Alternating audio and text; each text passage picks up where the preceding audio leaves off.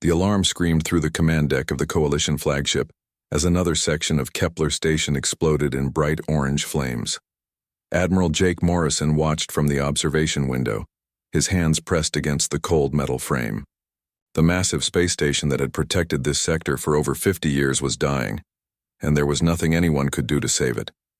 "Sir, the Zephyrian fleet is pulling back," reported Commander Lisa Bennett, her voice steady despite the chaos around them. She stood at the tactical display watching the neat rows of alien ships retreat in perfect formation.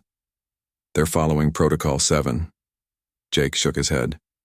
Protocol 7 meant strategic withdrawal when losses reached 30%. It was logical, calculated, and completely predictable. The problem was that the Void Swarm knew all about Protocol 7 too. The Void Swarm ships looked like massive black insects against the stars. They moved in perfect coordination, as if controlled by a single mind, which Jake realized they probably were. For 300 years these creatures had been pushing deeper into Coalition space, and for 300 years the aliens had fought them the same way. "How many ships did we lose?" Jake asked. 42 Coalition vessels destroyed. 16 damaged beyond repair, Lisa replied, reading from her screen. "The Void Swarm lost maybe 8 ships total." Jake felt sick. Another defeat, another retreat, another step closer to the core worlds. He had been with the Coalition for only 6 months, the first human ever appointed to their command structure. The alien races had finally agreed to let humans join their war effort, but Jake was beginning to wonder if it was too late. Captain Rick Hayes' voice crackled over the communication system from his destroyer, the Defiance. "Admiral requesting permission to engage the enemy rear guard." "Negative, Captain Hayes," came the immediate response from High Commander Zethval, the Zephyrian leader. "All ships will retreat to Rally Point Gamma. The humans will follow Coalition protocol." Jake saw Rick's ship on the tactical display, a small dot among the retreating fleet. The Defiance was one of only 12 human ships in the entire Coalition Navy. Humanity was new to this war, new to space combat on this scale. Most of the alien commanders treated human officers like curious children who needed constant supervision.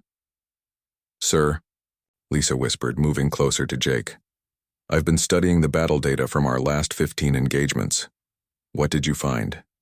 The Void Swarm adapts to our tactics within minutes. Every time we use the same strategy twice, they counter it perfectly. But look at this." She showed him her tablet displaying movement patterns and attack vectors. When Captain Hayes engaged them 3 days ago, he did something completely different. Instead of maintaining formation, he used his damaged engine section as a weapon. The swarm didn't know how to respond. Jake looked at the data. Rick had indeed done something unusual. His ship had been hit by enemy fire, and instead of retreating for repairs, he had accelerated straight at the enemy formation. At the last second, he ejected his damaged engine core, which exploded among the Void Swarm ships like a massive bomb. It was crazy, reckless, and it had worked. "The aliens think it was just luck," Lisa continued. "But I think it was something else. I think it was human." On the main screen, Kepler Station finally collapsed in on itself, taking with it the lives of 2 million civilians who couldn't be evacuated in time. The Zephyrian commanders watched with their large, emotionless eyes. The Kethani officers recorded the data with mechanical precision. The Veltar diplomats began calculating reparations for the lost families. "This is wrong," Jake muttered. "Sir?" Lisa asked. "This whole approach is wrong. We're fighting like we're in some kind of chess game, but the enemy isn't playing chess. They're playing to win at any cost." High Commander Zethval turned his tall, thin frame toward Jake. The Zephyrian skin was pale blue, and his movements were slow and deliberate. "Admiral Morrison, perhaps you do not understand the gravity of our situation. We cannot afford to take unnecessary risks. Every ship lost is a ship we cannot replace. Every station lost is 10 million people. We can't replace either," Jake shot. Back the bridge fell silent. None of the alien officers spoke to their superiors that way. Jake realized he had just violated about 15 different protocols, but he didn't care. "The humans are still learning our ways," Zethval said calmly. "In time, they will understand the wisdom of measured response." Jake wanted to argue, but Lisa caught his arm. She was right to stop him. Getting thrown out of the coalition wouldn't help anyone. Instead, he watched as the neat rows of ships continued their orderly retreat. Everything about it was perfect, organized, and completely useless. Later, in his private quarters, Jake reviewed the reports from the battle. The numbers were always the same. The coalition lost more ships, more stations, more ground. The void swarm grew stronger with each victory. At this rate, they would reach the core worlds within 5 years. His door chimed, and Captain Rick Hayes entered. Rick was a short, stocky man with graying hair and the kind of scars that came from years of real combat. He had fought in 3 different wars before humanity joined the coalition. Hell of a thing, watching good people die while following the rulebook, Rick said, pouring himself a drink from Jake's cabinet. The Zephyrians have been fighting this war for 3 centuries. They know what they're doing. Rick laughed, but there was no humor in it. Do they? Because from where I sit, it looks like they've been losing for 3 centuries. Jake couldn't argue with that. What would you do differently? Everything. Rick sat down and leaned forward. These aliens, they fight like they're afraid to lose, but you can't win a war by being afraid to lose it. Sometimes you have to be willing to sacrifice everything for a chance at victory. That's easy to say when it's not your ships getting destroyed. It is my ships. It's my crew. But if we keep fighting their way, we're all going to die anyway. At least if we fight our way, we might take some of them with us. Jake thought about the battle data Lisa had shown him. The Void Swarm adapted to predictable tactics, but they seemed confused by human unpredictability. Maybe there was something to that. The aliens won't let us change their strategies, Jake said. Then maybe we don't ask permission. The next morning, Jake stood on the observation deck watching the stars. Somewhere out there, the Void Swarm was preparing for their next attack. The coalition was preparing their next careful, calculated defense. And more people would die because no one was willing to take a real risk. Lisa joined him at the window. Sir, I've finished analyzing the data from yesterday's battle. The Void Swarm's response time to tactical changes is getting faster. They're learning our patterns better than we're learning theirs. How long do we have? At current rates? Maybe 18 months before they break through to the inner systems? Jake nodded. 18 months to figure out how to win a war that had been going on for 3 centuries. It seemed impossible, but humans had done impossible things before. They just had to be willing to break a few rules to do it. The emergency sirens had been screaming for 6 hours straight. Jake Morrison stood in the Coalition Command Center, watching red dots swarm across the tactical display like angry insects. The Void Swarm had launched their biggest attack ever, hitting 3 core worlds at the same time. Report, Jake ordered, his voice cutting through the chaos. Commander Lisa Bennett looked up from her station, her face pale. The Zephyrian Third Fleet is gone, sir. Completely destroyed. The Cathani defense grid at Proxima 7 lasted only 40 minutes, and the Veltar diplomatic station. She paused. There were no survivors. High Commander Zethval stood motionless. At the center of the room, his blue skin almost white with shock, the other alien commanders whispered among themselves in their various languages, but Jake could hear the fear in their voices regardless of the words they used. Sir, Lisa continued, High Command is ordering a full retreat to the inner defensive ring. They want all remaining fleets to fall back to Sanctuary Station. Jake felt something cold settle in his stomach. Sanctuary Station was only 12 light years from Earth. If they retreated there, it meant giving up half the Coalition's territory and billions of lives. No, Jake said quietly. Every alien head in the room turned toward him. Zethval's large eyes narrowed. Admiral Morrison, you will follow Coalition protocol. We cannot afford to lose more ships in a hopeless battle. We can't afford to keep running either. Jake walked to the tactical display and pointed at the red swarm of enemy ships. Look at this. Every time we retreat, they get stronger. Every system they take gives them more resources, more ships, more power. We retreat to Sanctuary Station, and in 6 months they'll be knocking on Earth's door. The human speaks wisdom, said a new voice. Colonel Amy Parker entered the command center, flanked by 2 other human officers. Amy was tall and sharp-featured, with the kind of intense stare that made people pay attention. She had arrived from Earth 3 days ago with sealed orders. Colonel Parker, Jake acknowledged. What's your status? Project Wildcard is ready, sir. Earth Command has approved full implementation. She handed Jake a datapad. We have authorization to assume emergency command of all human forces. Jake read the orders quickly. Project Wildcard was something Earth's military planners had been working on for months. It was based on a simple idea. If the aliens couldn't win this war with their methods, maybe it was time to try human methods. What is this Project Wildcard? Zethaval demanded. Amy smiled, but it wasn't a pleasant expression. It's everything you've told us not to do for the past year. Before the alien commander could respond, another alarm sounded. Captain Rick Hayes' face appeared on the main screen from the bridge of his destroyer. Behind him, Jake could see his human crew working frantically at their stations. Admiral, we've got incoming. The Void Swarm is hitting the Kepler defense line right now. The alien fleets are already pulling back. Not all of them, Jake said. He turned to Amy. Colonel, implement Project Wildcard. All human ships are to ignore coalition protocols and engage the enemy. Sir, Lisa protested. That's against direct orders from High Command. High Command's orders are getting everyone killed. Jake moved to the communication console.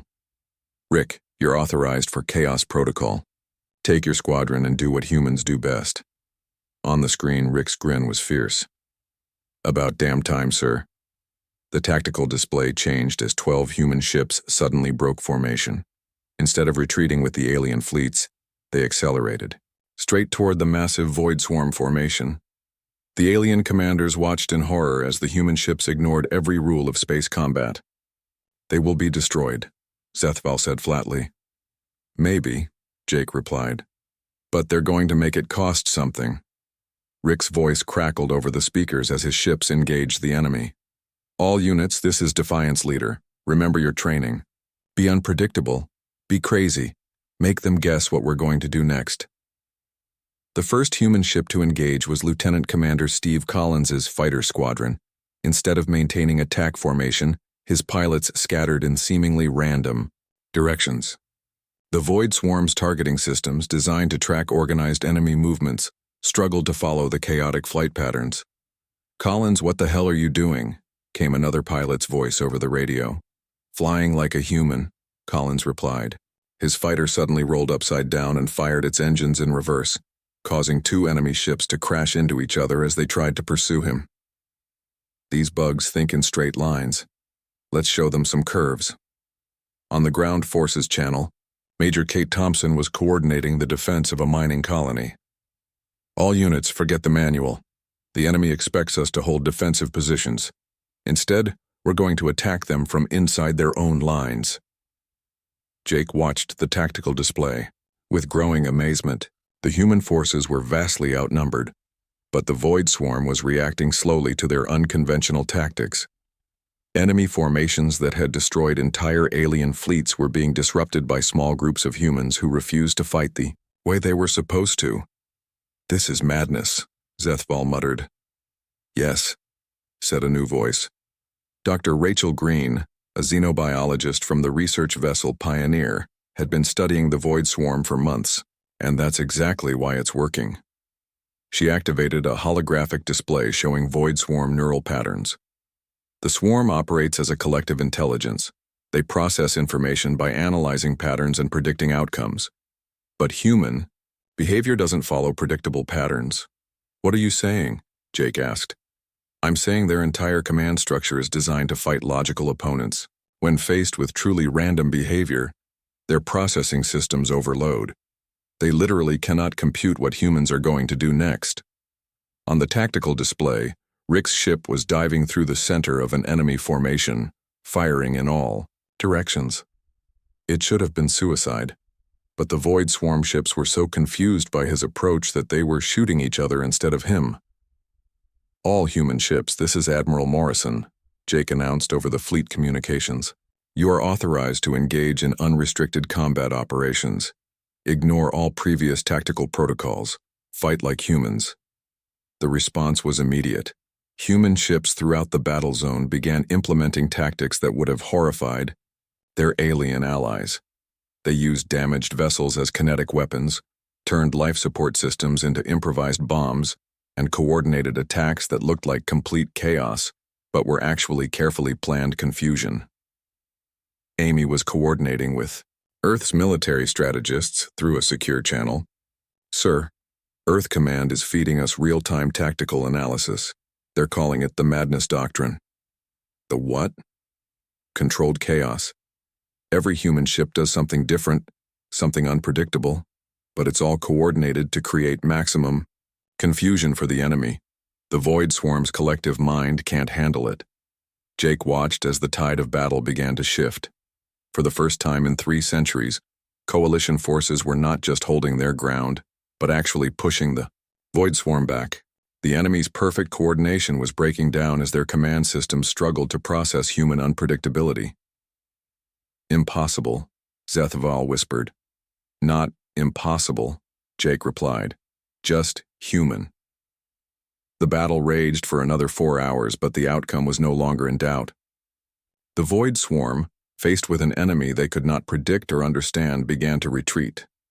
It was the first major coalition victory in over 50 years. As the last enemy ships disappeared into hyperspace, Jake looked around the command center. The alien officers were staring at the tactical displays in shock. Everything they had believed about warfare had just been proven wrong. "Colonel Parker," Jake said, "send a message to Earth Command. Tell them Project Wildcard was a success." Amy nodded. "What about the coalition?" Jake looked at Zethval and the other alien commanders. They were proud beings who had fought this war longer than humanity had existed as a spacefaring species. But pride wasn't going to win this war. "We're going to teach them how to fight like humans," Jake said. "Because if we don't, we're all going to die like aliens." 3 weeks after the first human victory, Jake Morrison stood in the coalition training facility watching aliens try to learn how to be unpredictable. It was not going well. No, Lieutenant Sarah Davis said for the 10th time that morning. She was trying to teach a group of young Zephyrian officers how to think like humans. "You're still following a pattern. Random means random. Don't think about what makes sense." The lead Zephyrian student, Subcommander Velneth, looked confused. His pale blue skin showed signs of stress, and his large eyes blinked rapidly. "But, Lieutenant Davis, if we do not think about what makes sense, how do we accomplish our mission?" Sarah rubbed her temples. She had been trying to explain human military thinking for hours. "That's the point. You accomplish the mission by doing things that don't make sense to the enemy." Jake watched from the observation deck above the training floor. Beside him, Colonel Amy Parker shook her head. "The older officers are hopeless," she said. "They've been thinking in straight lines for too long, but some of the younger ones are starting to get it." On another part of the training floor, Commander Paul Jackson was working with Kithani engineers. The mechanical aliens were examining human ship modifications with what looked like horror. "You want us to install systems that can change function during battle?" asked the lead Kithani engineer, Jara. Her metallic voice carried clear disapproval. "This violates every principle of reliable engineering." Paul grinned. "That's exactly why it works. When your shield generator can become a weapon, and your life support can become a propulsion system, the enemy never knows what to expect. But what if the systems fail? What if the modifications cause catastrophic damage to our own ships? Then we fix them and try something else. The point isn't to build perfect ships, the point is to build ships that can surprise the enemy." Jake's communication device buzzed. Captain Rick Hayes was calling from the front lines, where he was leading a mixed human-alien patrol. His face appeared on the small screen and Jake could see battle damage in the background. "Admiral, we just hit another Void Swarm scouting group. Good news and bad news. Give me the bad news first." "The bad news is that half my alien crew still can't handle human tactics. When I ordered an emergency course change, the Zephyrian navigation officer spent 5 minutes calculating the safest route. By then, we would have been dead." Jake sighed. "And the good news?" Rick's smile was fierce. "The good news is that the half who can handle it are absolutely terrifying. Velneth figured out how to use our sensor array as a jamming system, while Jara turned our cargo bay into a missile launcher. The Void Swarm didn't know what hit them." This was the problem they faced everywhere. Some aliens were learning to think like humans, but others couldn't break free from centuries of careful, calculated thinking. The coalition was splitting into two groups: those who embraced human methods and those who rejected them. "Sir," came Lisa Bennett's voice from behind him. Jake turned to see his tactical officer approaching with a datapad. "We've got a situation. High Commander Zethval is requesting a formal meeting with all human officers." Jake knew this was coming. The alien leadership had been growing more uncomfortable with human influence over their military. They had agreed to let humans fight their way, but they hadn't expected human methods to spread to alien crews. An hour later, Jake sat across from Zethval in the Coalition's formal meeting chamber. The Zephyrian commander's skin was darker blue than usual, a sign of deep stress among his people. "Admiral Morrison," Zethval began, "we must discuss the current situation. Your human methods have achieved tactical success, but they are destroying Coalition unity." "How so?" "Our younger officers are abandoning established protocols. They question orders, take unauthorized risks, and act without proper consultation. This chaos cannot continue." Jake leaned forward. "That chaos is winning battles." "At what cost?" "Yesterday, a Cathani captain used his medical bay as an improvised bomb to destroy an enemy ship. He saved his crew, but he violated 17 different safety protocols. What happens when such methods cause a disaster? What happens when following safety protocols causes us to lose the war?" The tension in the room was thick. Other alien commanders sat around the table, some nodding in agreement. With Zethval, others looking uncertain, Jake noticed that the younger officers seemed more conflicted than their elders. "Perhaps," said a new voice, "we can find a middle path." Everyone turned to look at Velneth, the young Zephyrian who had been training with Sarah. He had requested permission to attend this meeting, which was unusual for someone of his rank. "Sub-Commander, you are out of line," Zethval said coldly. "With respect, High Commander, I have been fighting alongside humans for 3 weeks. I have seen what their methods can accomplish." Velneth stood up, his movements nervous but determined. "The humans do not abandon all logic. They simply use logic differently." "Explain," Jake said. "Human tactics appear random to the enemy, but they follow a deeper pattern. A pattern based on understanding the enemy's weaknesses rather than following our own strengths." Velneth activated a holographic display showing recent battle data. "When Lieutenant Commander Collins flies in seemingly random patterns, he is actually exploiting the Void Swarm's predictive algorithms. When Major Thompson attacks from unexpected directions, she is using the enemy's expectations against them." Jara, the Cathani engineer, spoke up. "The sub-commander is correct. I have analyzed human modifications to our ships. They appear chaotic, but they follow principles of adaptive engineering. Systems that can change function provide tactical flexibility that fixed systems cannot match." Jake saw an opportunity. "The humans aren't asking you to abandon your nature. We're asking you to expand it. Use your logical thinking to understand when being illogical is the most logical choice." "Impossible," Zethval said flatly. "Logic cannot embrace illogic." "Can't it?" Sarah Davis had entered the meeting chamber without permission, which was another breach of protocol that made the alien commanders uncomfortable. "High Commander, you've been fighting this war for 300 years using pure logic. How has that worked out?" The room fell silent. Sarah's question was blunt to the point of rudeness, but it was also accurate. "The humans have a saying," Sarah continued. "The definition of insanity is doing the same thing over and over while expecting different results. Maybe it's time to try a little insanity." Zethval's skin darkened further. "You would have us abandon everything that makes us who we are?" "No," Jake interjected. "We would have you become more than you are."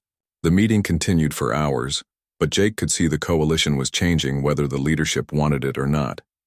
The younger officers were embracing human methods because they worked. The older officers were resisting because change was frightening. Later that evening, Jake found himself in the observation lounge looking out at the stars. The coalition fleet was spread out before him, a mix of alien and human ships. But now some of the alien vessels had been modified with human technology, and mixed crews were becoming more common. Rick Hayes joined him at the window. "Heard you had a fun meeting with the alien brass." "They're scared," Jake replied. "Scared that we're changing them into something they don't recognize."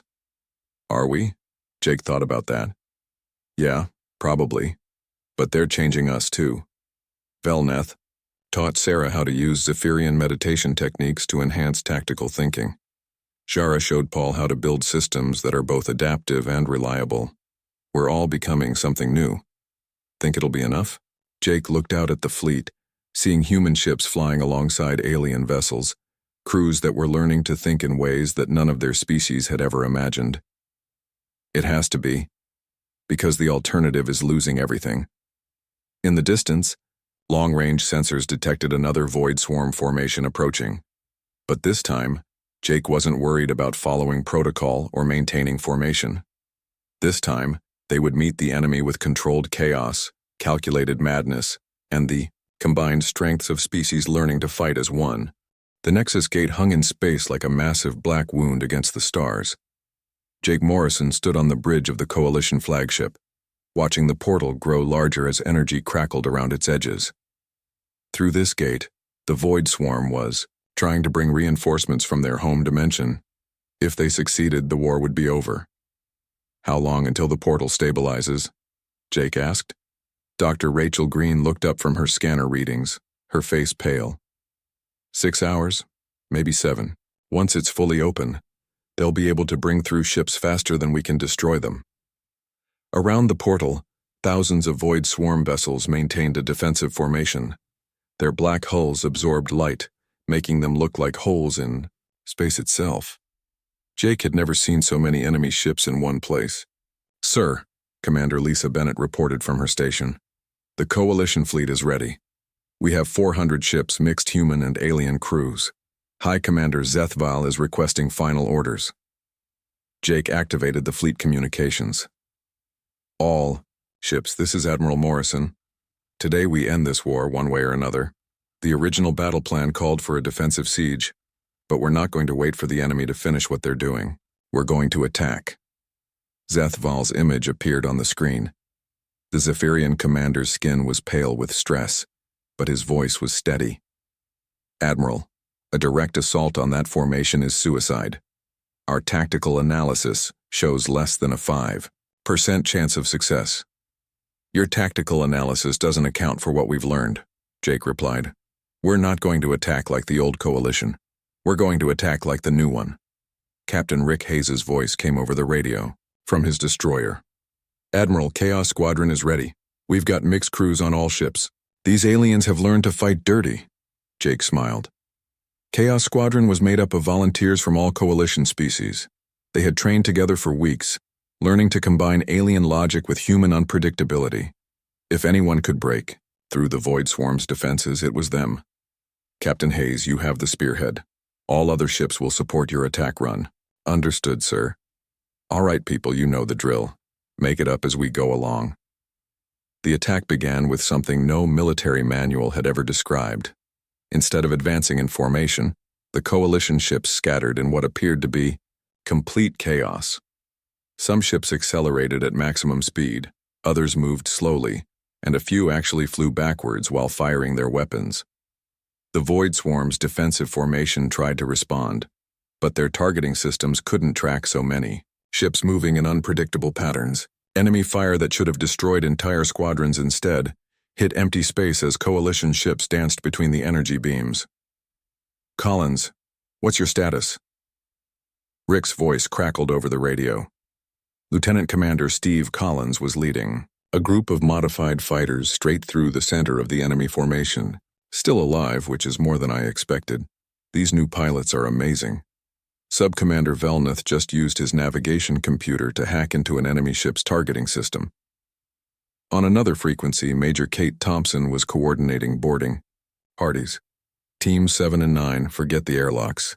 Use the Cathani cutting tools to make new entrances. These bugs won't expect us to come through their hull plating. Jake watched the tactical display with amazement. The battle looked like pure chaos, but he could see the pattern underneath. Human unpredictability was being guided by alien precision, creating a form of warfare that neither species could have achieved alone. "Sir?" Lisa called out.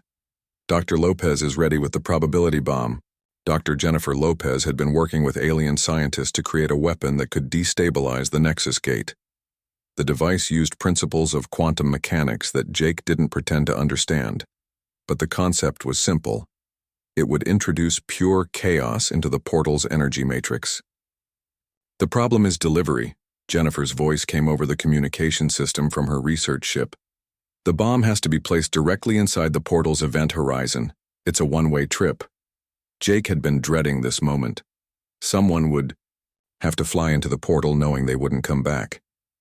"I'll take a volunteer crew and—" "No, sir," Rick interrupted. "This is a job for Chaos Squadron. We've been practicing suicide runs for weeks." "Rick, you don't have to." "Yes, I do. This is what humans do, Admiral. We take the risks that need to be taken." The battle around the portal was intensifying. Coalition ships were breaking through the Void Swarm's defensive lines, but at a terrible cost. Jake watched as ship after ship disappeared in brilliant explosions, taking brave crews with them. "All ships, this is Velneth," came an unexpected voice over the radio. The young Zephyrian officer was speaking from one of the mixed crew vessels. "I am reading massive energy fluctuations from the portal. The Void Swarm is accelerating their timeline. Portal stabilization in 30 minutes. "We're out of time," Jake muttered. He opened a channel to Rick's ship. "Captain Hayes, execute final run. All ships provide maximum cover for Chaos Squadron." What happened next would be remembered in military history books for centuries. Every remaining coalition ship, human and alien alike, threw themselves at the Void Swarm's defensive lines with complete disregard for their own safety. The enemy formation, already confused by unpredictable human tactics, began to collapse under the sheer intensity of the assault. Rick's squadron, loaded with Dr. Lopez's probability bomb, accelerated toward the portal. Enemy fire filled the space around them, but the other coalition ships were drawing most of the attention. "Chaos leader to all ships." Rick's voice was calm despite the destruction around him. "It's been an honor serving with you. Tell Earth that humanity went out fighting." "Negative, Captain," came Velneth's voice. "You are not going alone. Zephyrian honor demands we share this sacrifice." "Agreed," added Jara, the Cathani engineer. "Cathani logic concludes that maximum chance of success requires maximum commitment." Jake watched in amazement as ships from all coalition species joined Rick's final run. Dozens of vessels, their crews working together with perfect coordination, flew straight into the heart of the portal. The Void Swarm's collective consciousness, faced with this act of calculated madness, simply couldn't process what was happening. Their defensive fire became erratic, their formations dissolved, and for the first time in their history, they experienced something they had never felt before: uncertainty. Rick's voice came one last time over the radio. "Probability bomb armed. See you on the other side." The explosion was unlike anything Jake had ever seen. The portal didn't just collapse, it turned inside out, creating a cascade of energy that rippled through dimensions. The Void Swarm ships near the portal were torn apart by gravitational forces they couldn't understand or resist. But the most amazing thing was what happened to the surviving Void Swarm forces. Cut off from their collective consciousness, the individual ships began to act confused and disorganized. For the first time in 300 years, they retreated not as part of a strategic plan, but because they were genuinely afraid. The battle was over. The war was won. But the victory had cost them some of their best people, human and alien alike. Later, as Jake stood in the memorial chamber, reading the names of the fallen, High Commander Zethval approached him. "Admiral Morrison," the Zephyrian said quietly, "I owe you an apology. I believed that chaos would destroy us. Instead, it saved us all." Jake looked at the memorial wall, where human and alien names were listed together. It wasn't chaos that saved us.